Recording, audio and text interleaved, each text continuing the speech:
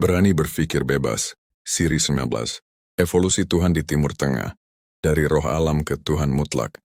Konsep tentang Tuhan di Timur Tengah tidak muncul dalam satu bentuk yang tetap dan muktamad. Ia berkembang secara berperingkat, selari dengan perubahan cara hidup, struktur sosial, dan keupayaan berpikir manusia.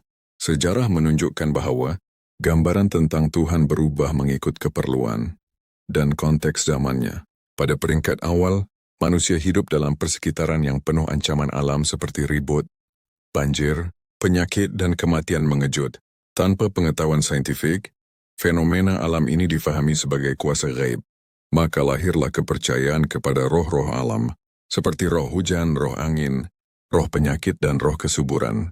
Tuhan pada tahap ini tidak bersifat pribadi, tidak bermoral, dan tidak mempunyai identiti yang jelas.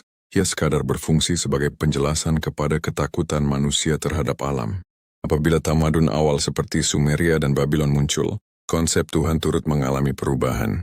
Tuhan mulai diberi nama, peranan khusus, dan sifat-sifat manusia. Dewa-dewa seperti Anu, Enlil, dan Ishtar bukan sahaja menguasai alam, malah terlibat dalam konflik, cemburu, dan perebutan kuasa. Tuhan pada tahap ini mencerminkan struktur masyarakat manusia sendiri, khususnya hierarki politik dan sosial. Di wilayah Kanaan dan Arabia, konsep ketuhanan menjadi lebih tersusun dalam bentuk pantheon. Tuhan-Tuhan disusun seperti sebuah sistem berperingkat, dengan satu Tuhan tertinggi, dan beberapa Tuhan bawahan yang mempunyai fungsi tertentu. Dalam konteks Arab pra-Islam, Allah sudah dikenali sebagai Tuhan tertinggi, namun bukan satu-satunya Tuhan. Masih wujud dewa-dewi lain seperti Al-Lat, Al-Uzza, dan Manat. Keadaan ini menunjukkan bahwa masyarakat ketika itu menganut politeisme bertingkat, bukan monoteisme.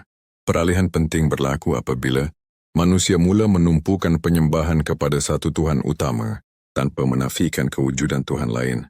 Fasa ini dikenali sebagai henoteisme. Dalam sejarah awal bangsa Israel, Yahweh disembah sebagai Tuhan utama, tetapi kewujudan Tuhan lain masih diakui.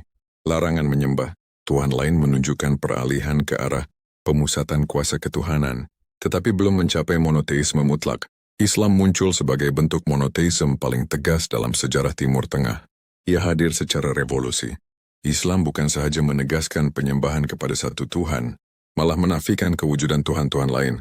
Allah digambarkan sebagai Esa, mutlak, tidak menyerupai makhluk, serta berada di luar ruang dan masa. Konsep ini memutuskan hubungan langsung dengan politeisme dan henoteisme sebelumnya, dan meletakkan Allah sebagai satu-satunya realiti ketuhanan.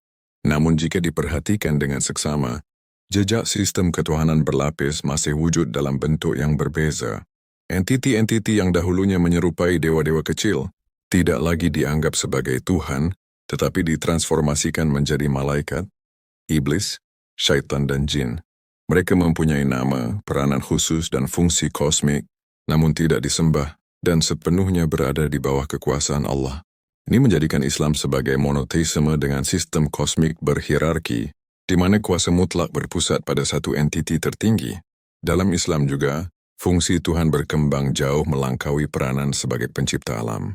Allah menjadi sumber hukum, pengawal moral, penghakim mutlak, serta penentu nasib akhir manusia. Agama seterusnya berfungsi sebagai sistem menyeluruh yang merangkumi undang-undang, politik, moral, dan identiti sosial. Kesimpulannya, sejarah menunjukkan bahwa perubahan konsep Tuhan berlaku seiring dengan evolusi pemikiran dan struktur masyarakat manusia.